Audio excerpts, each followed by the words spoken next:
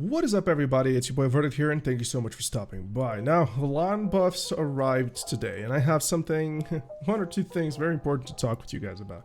So, I'm not going to sit out and pretend that I'm the biggest and the best Lahn player out there. You know, my expertise is with Mystic and somewhat Maego, and with all honesty, when we saw these Awakening Lahn buffs, everybody was like, oh wow, she'll be finally viable in PvE, she'll be a lot better in PvP, not that dependent on this and that, a lot of her issues resolved, and everything would be absolutely great.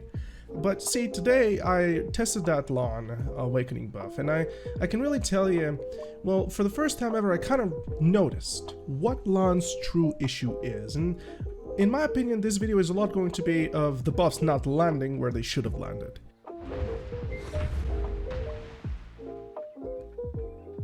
A little bit about this little mean machine Awakening Lahn, that is. Well, let's be honest, what is the most famous thing about Lahn if you really think about it? Well, first, it's the stamina issues. The players that have been watching streamers or content creators, anybody who really creates some sort of Lahn content, you've probably heard that people complain about unit collision a lot with her.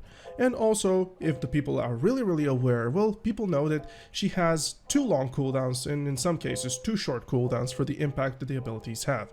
Or in other words, Lahn is incredibly polarizing in her experience outside of specific spots where only these kits work. And by these kits, I mean the somewhat old-school Awakening designs, the old-school burst-like fashion of the Awakening specializations, similar to what I've been mostly known about, that being, of course, my Mystic. Aside of me being a Succession Mystic by heart and Awakening right now by pure choice, because of how good it is, both of these specializations really reminisce onto Awakening Lahn. What I mean to say is, and I will be drawing a lot the comparison with Mystic, not because I want to say that Mystic is worse or better than Lahn, or Lahn is worse better than Mystic. The idea here is really to analyze the game design of both classes and really understand how a specialization like this should function. So one of the things about Lahn here is, well, she has some very good tools, but she has some very clunky tools as well. If you've ever played Lahn, well, it would be probably incredibly worrisome for you to know that her dashes are actually unit collision. Her forward shift and her forward F, all of them are unit collision dashes, and it makes a lot of sense for these not to be like that, so that's one of the first thing. Because of this unit collision issue that you see here, a lot of the Lahns are forced to use really costly stamina movements in order for them to make for the unit collisions lack, or therefore the fact that it's there. So they have to maneuver in a different way, which is not very ideal.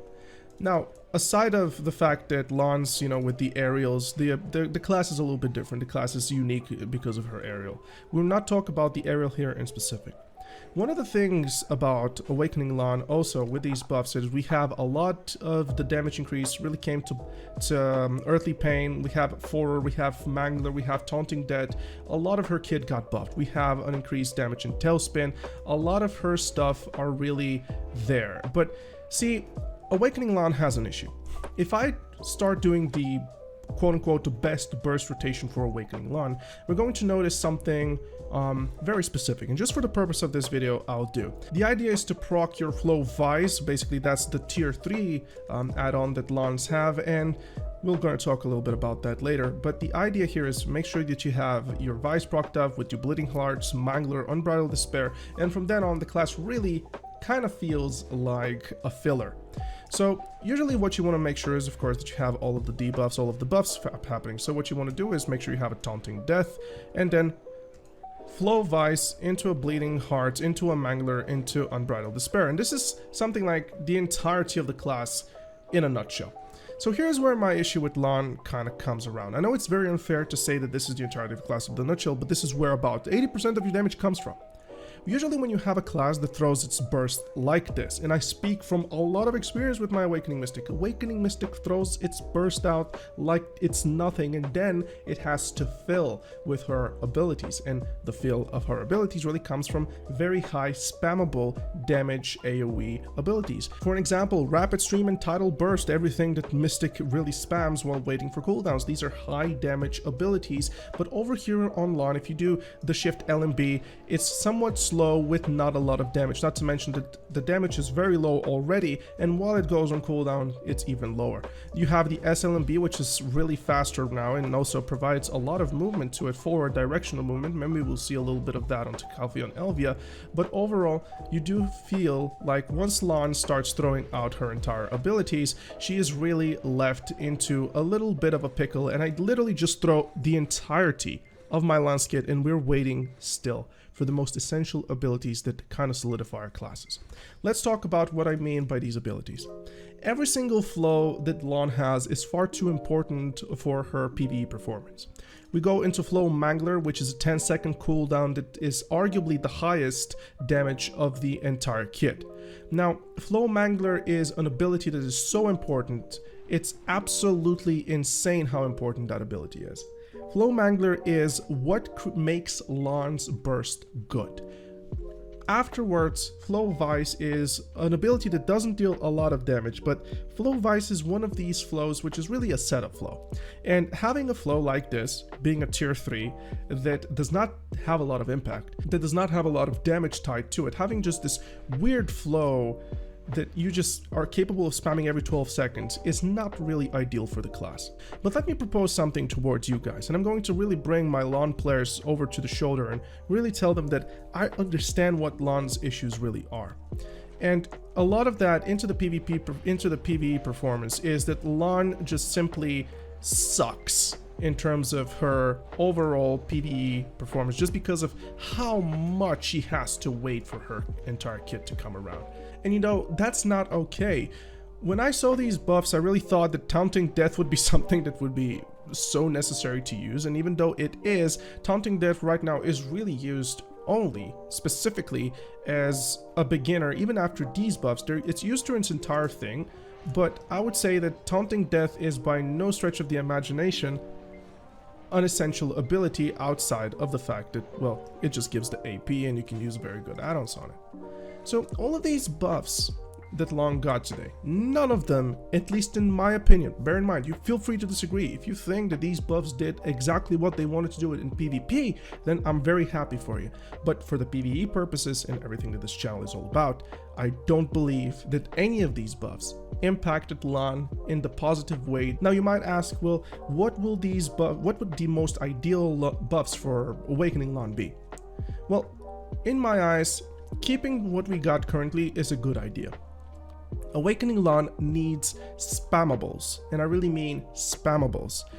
All of the Earthly Pains, all of the Forers, all of the Vices. These abilities should deal a lot more damage on their spammables because she waits for far too long time for her cooldowns. In fact, you can throw your entire kit out in such rapid fashion with Awakening Lahn, to the point where once all of the kit is gone, you can literally sit and do nothing but either go into pre-awakening and really just spam the LMB, shift RMB, or try to do anything with the bombs. It's really limiting. And you as a developer, you don't want to confine your classes. You don't want to put these artificial cooldown caps onto the classes because there is nothing else that your head could possibly give positive birth to.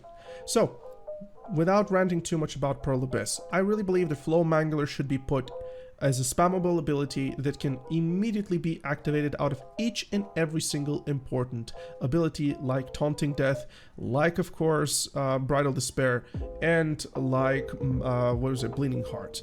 Imagine it like this: Bleeding Heart, you can do Mangler into Bridal Despair, you can do Mangler into whatever, maybe something else that you can do Mangler from. Maybe do it after Vice, I don't know. It just feels like Mangler is something extremely essential for the PvE performance of Lahn. Of course, then Flow Vice, I believe that this here should be cut down by 6 seconds. I don't even think that this should be a tier 3 add-on to begin with. I really believe that all of Awakening Lahn's PvE performance should be towards Flow Mangler. And perhaps I may be wrong, because it could lead down to some issues in PvP, but I still believe that Lahn players would be more happy with this becoming a spammable, so that it's going to make up for the loss of damage. But I really believe that Flow Mangler should be one of these main emphasis onto Awakening Lahn's kit. Aside of the fact that perhaps Earthly Pain can be buffed even more, Forerunner can be buffed even more, Tailspin, I'm not sure if it should be that much buffed. Perhaps on the cooldown it should be buffed, but all of these buffs that Lahn today got, I don't think they landed anywhere where the players needed them to be. And in other words, you know, we can sit and talk for hours about Lahn. Also, why is there so many animation locks into the 100%? It's insane. Maybe start with that. I think that's probably 15 minutes worth of development time to fix. It's ridiculous. But overall, guys, I'm really not that happy with these buffs.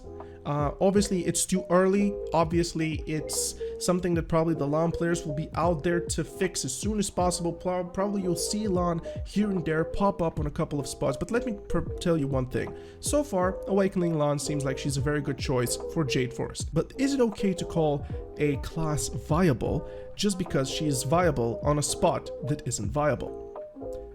Think about that. The meta is shifting, the game is changing. We're no longer allowed to even call Lahn on Awakening a viable class because viability is defined only if you can go and farm on Dekia, if you can go and farm very, very well on Primal Giants, if you can go and farm on Gryphon Lower very well, even Gryphon Lower, on Rootums, if you can go and farm on Hex Sanctuary, all of these spots. Not that much Hex Sanctuary nowadays, thank god that spot died, but all of these spots, Lahn can't do anything on him. So, by de facto, in my eyes, in my opinion, Lahn is still in need of much more attention. I hope you guys enjoyed this video. I don't mean to piss any of the Lahn players out there, especially as early as these buffs are, but one of my responsibilities as a content creator, and especially one that's passionate for game development, is to point out the game development mistakes.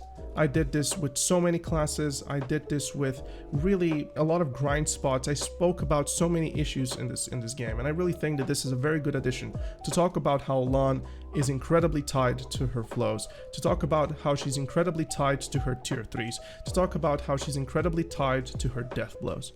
I really believe that Lahn is in need of more attention, and this is not enough to boost the class into the upper echelon. Thank you so much for watching. I'll see you soon.